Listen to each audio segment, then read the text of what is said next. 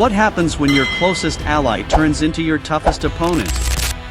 When a handshake becomes a hammer and a trusted trade partner starts using tariffs like weapons? For decades, Canada leaned on the United States as its economic backbone. But in 2025, everything changed.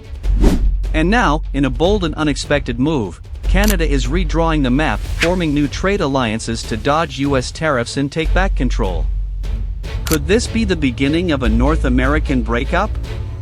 Canada hasn't officially rejected the 35% US tariff, but its new moves speak louder than words.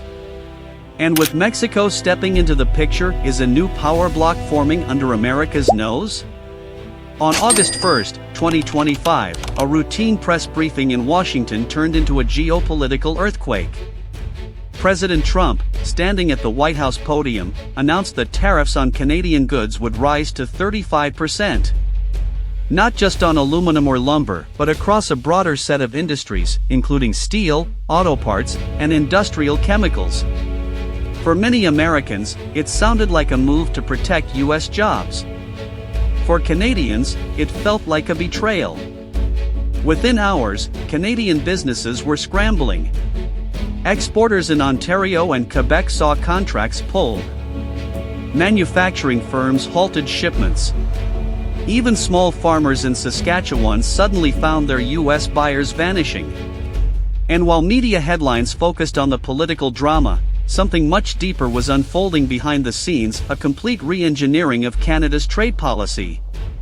Because this time, Canada wasn't just going to retaliate with counter-tariffs. No. This time, Canada was going to pivot. This isn't surface-level news, this is what's shaping the next decade.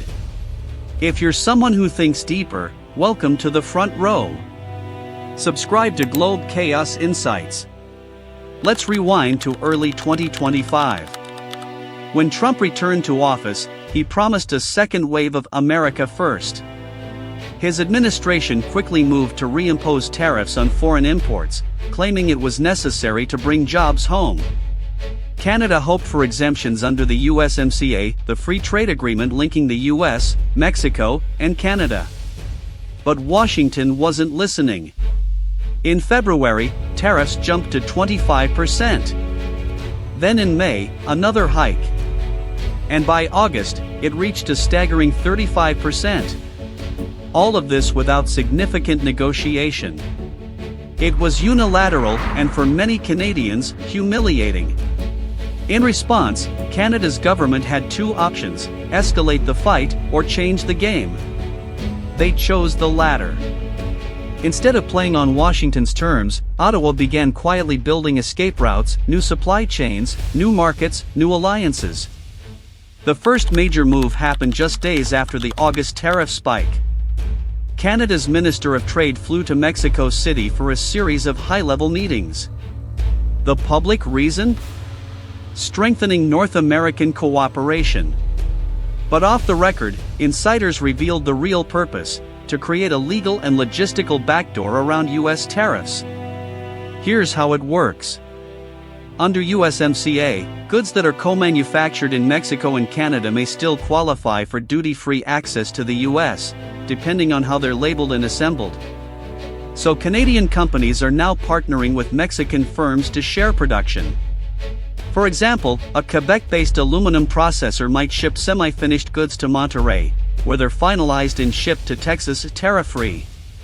It's clever. It's legal. And it's growing. Mexico, facing its own tensions with the US, is open to it. In fact, both countries see value in forming a united economic front. Canada brings capital, energy, and tech. Mexico offers labor, logistics, and proximity. Together, they can compete not just with the US, but globally. If this shocked you, wait till what's next, hit subscribe now. But Canada isn't stopping there. The second prong of its strategy lies across the Pacific Ocean. Enter the CPTPP, the Comprehensive and Progressive Agreement for Trans-Pacific Partnership. It's a major trade pact linking Canada with Japan, Vietnam, Australia, Singapore, and several other growing economies. While Trump pulled the US out of the original TPP, Canada stayed in, and now that decision is paying off. Since January 2025, Canadian exports to Asia-Pacific nations have surged.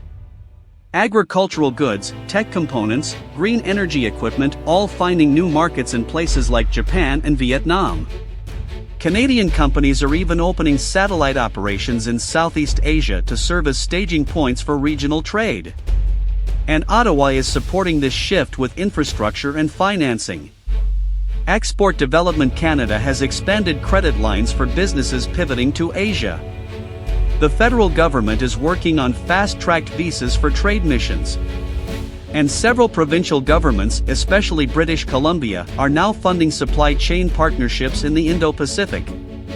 For the first time in decades, Canada is treating Asia not just as a secondary market, but as a strategic priority.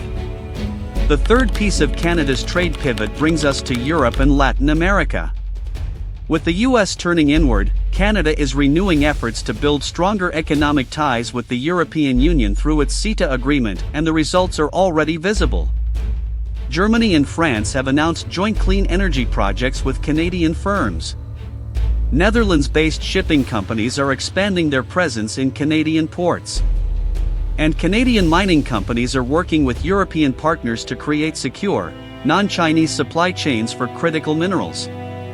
In Latin America, Canada is expanding its footprint fast. Chile, Colombia, and Brazil have all hosted Canadian delegations this year. Trade in lithium, agriculture, and rare earth elements is up.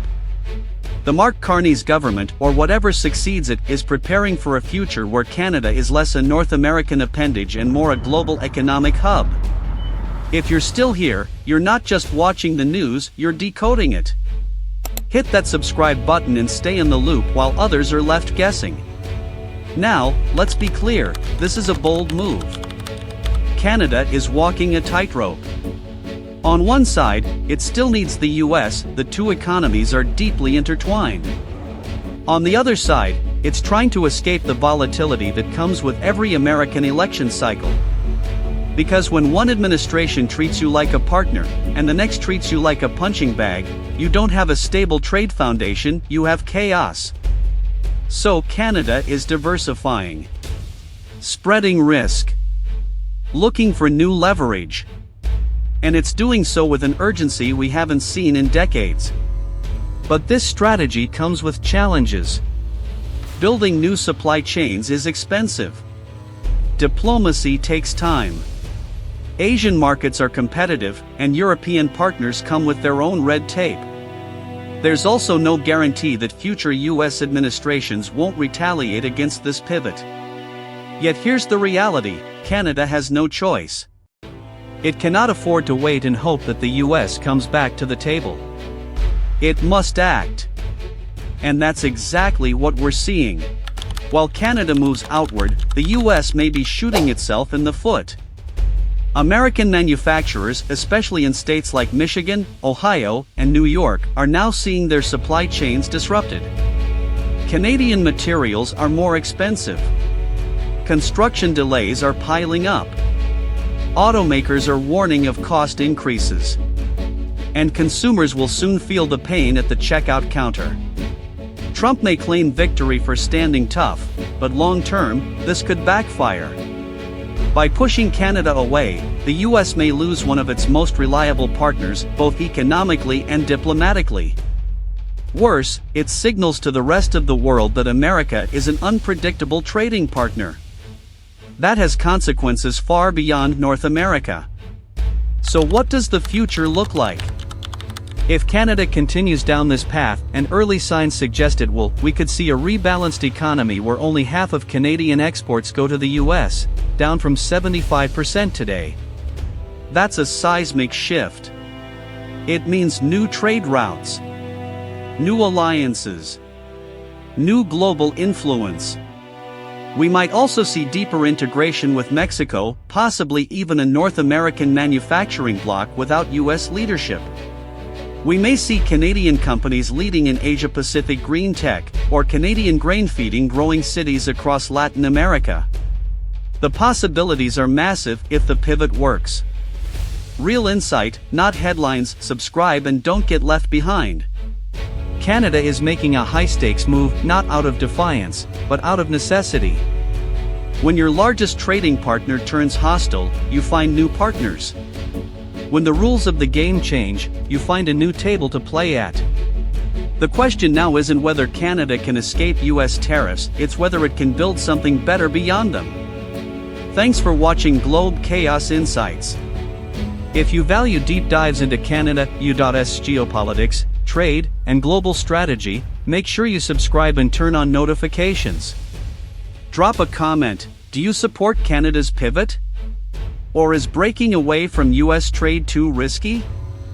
Until next time, stay sharp, stay curious, and stay informed.